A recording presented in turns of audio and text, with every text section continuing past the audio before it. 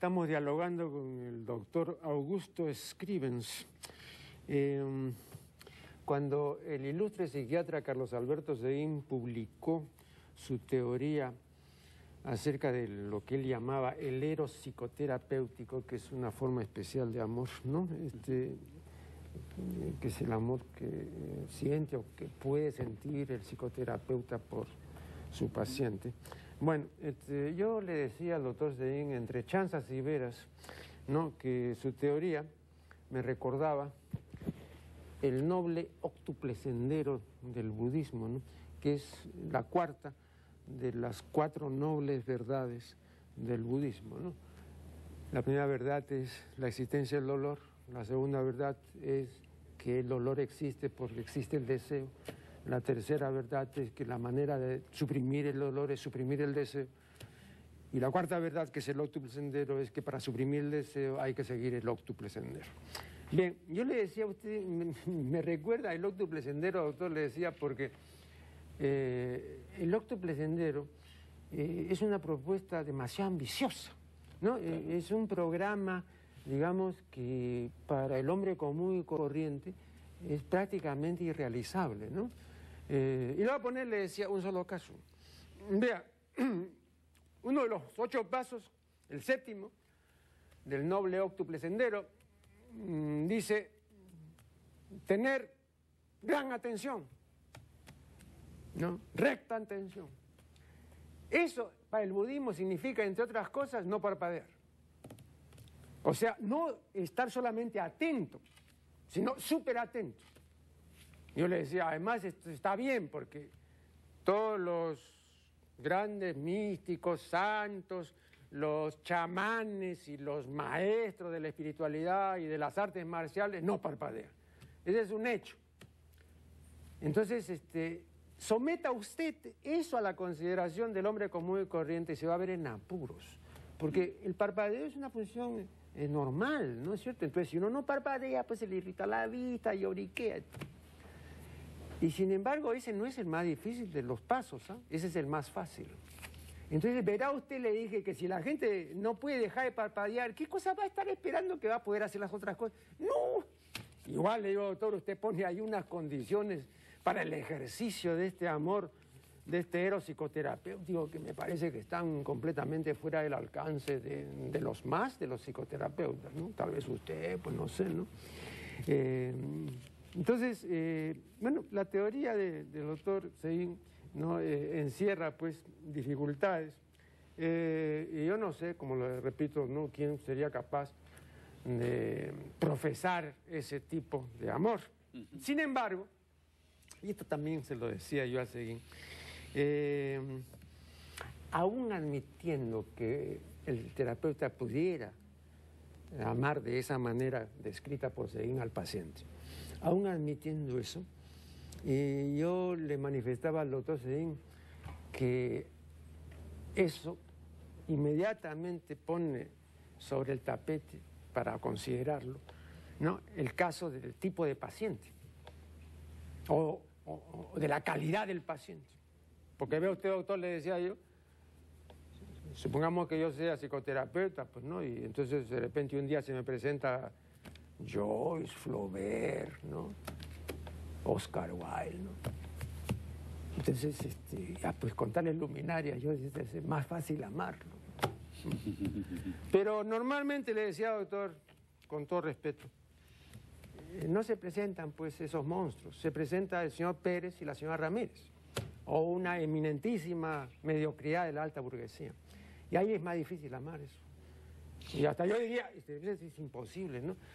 Ahora, eso era un punto de vista particular, ¿no? Sí. Y lo importante acá es lo que nos diga usted. Claro. Yo le diría que hay una similitud con la crítica que usted le hacía a Carlos Alberto Seguín, con la crítica que se podría hacer contemporáneamente a los requisitos que ponía Freud para el psicoanalista. Lo que sucedía con Freud era que era exactamente al revés.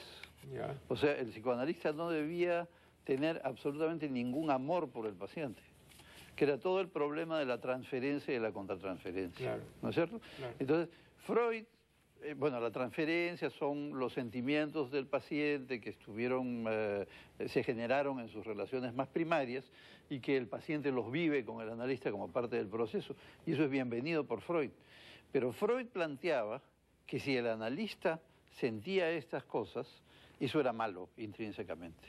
Y entonces tenía que autoanalizarse o tenía que, al principio lo planteó como un autoanálisis como el que él se hizo, ¿no? que él hizo esta épica pues de revisar sus propios sueños sin tener un analista, ¿no? Todo por autogeneración, su propio análisis. Después se fue cambiado esto dentro de la formación ya de las instituciones psicoanalíticas por el análisis didáctico, que es el análisis por el que todos pasamos, ¿no? Los psicoanalistas hacemos un psicoanálisis 4 veces por semana durante los 5 años de la formación. Ya. Entonces, pero en la época de Freud, la idea era que el psicoanalista se pudiera deshacer de sus aproximaciones afectivas al paciente para poder dejar libre el campo para el pensamiento, para poder dejar la relación analítica libre de cualquier interferencia de las propias emociones del... Esto cambió después en los años 50.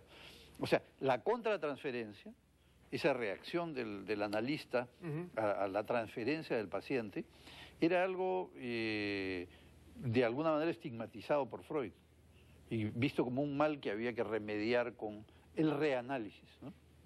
Pero en los años 50 se descubre que lo que el analista hacía, o se pone de manifiesto algo que había ido viéndose en la práctica clínica. Hay 2 autores ahí fundamentales, uno en Inglaterra, que es Paula Hyman, y Heinrich Racker en Argentina, que simultáneamente hacen una redefinición de la contratransferencia, donde todo esto se vuelve al revés, y que toda esta inspección de los sentimientos que el paciente le genera al analista son una fuente muy rica para entender lo que le pasa al paciente.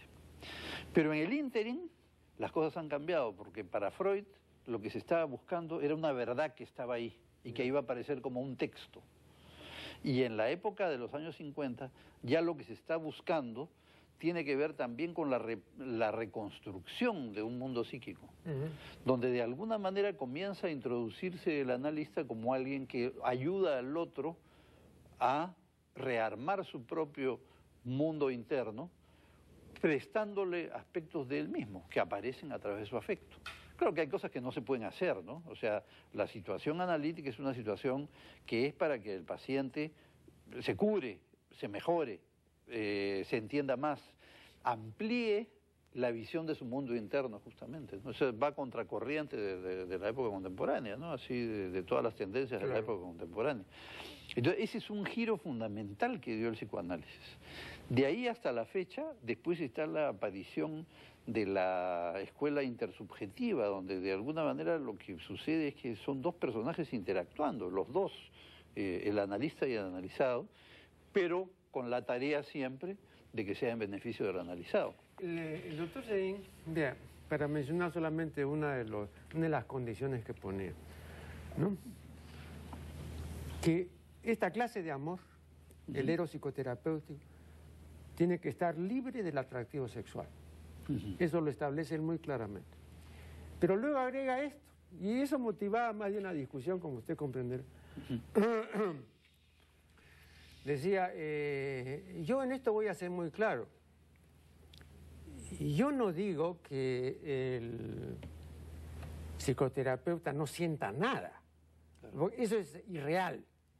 No, incluso sería mejor que sienta, digamos, una motivación sexual por el paciente. Sí, sí, claro. Pero, acá venía, digamos, la posición de él, pero el analista tiene satisfechas sus necesidades primarias y afectivas, o lo que él llamaba, porque tiene una teoría química de las valencias, no tiene ya la valencia llena.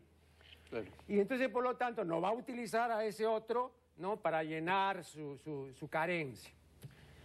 Entonces yo le decía, doctor Seguín, con todo respeto, pero creo que usted está incurriendo en un error. Yo por lo menos no pretendo ser filósofo ni nada, pero yo he aprendido muchas cosas con la gente de la Escuela de Madrid, y Ortega, María, García Morente, etc. Claro. Y ellos me han enseñado de que una de las características esenciales del ser humano es su menesterosidad permanente, aun cuando tenga lo que tiene. De modo que no me venga usted a decir que ya tengo satisfecha. No, pues eso entonces no es así. Pero yo creo que eso es... perdón, ¿lo interrumpí? No. Ya, yo creo que hay satisfacciones sustitutorias, ¿eh? Lo que sí es cierto es que uno no puede satisfacer sus necesidades sexuales con el paciente, la paciente. No, pero eso no solamente era la necesidad sexual, era, digamos, una serie de otras necesidades. Bueno, hay una serie de necesidades que uno... Claro, pero él partía del presupuesto que a mí no me parecía. Ajá. De que... Si uno tenía las otras... Claro, si está uno satisfecho, entonces uno no va a buscar en el otro nada. Pues, no, claro. A veces es irreal, pues. Porque yo le decía, es que nosotros somos permanentemente gente menesterosa, ¿no? Y que por más que tengamos, vamos a seguir necesitando eso que ya tenemos. Claro, pero eso hace que se produzcan toda una serie de situaciones dentro de lo analítico, dentro de la situación psicoanalítica, que a su vez sirven para ser entendidas. Por ejemplo, los malentendidos a veces entre paciente y analista, porque el analista puede ser envidioso de un aspecto del paciente. Y de repente aparece y sale una interpretación que es una agresión, pero cuando concebimos el espacio analítico como uno que no es tan rígido digamos que el analista tiene que ser un absoluto observador perfecto, sino cuando se le da un espacio al diálogo, entonces todas esas cosas se pueden clarificar y pueden servir para entender qué es lo que se ha generado en esa relación entre los dos. Que es como se está enfocando más contemporáneamente dentro de determinadas escuelas, ¿no? Porque hay gente que funciona dentro del esquema clásico, ¿no? Haremos acá una última pausa y ya volveremos.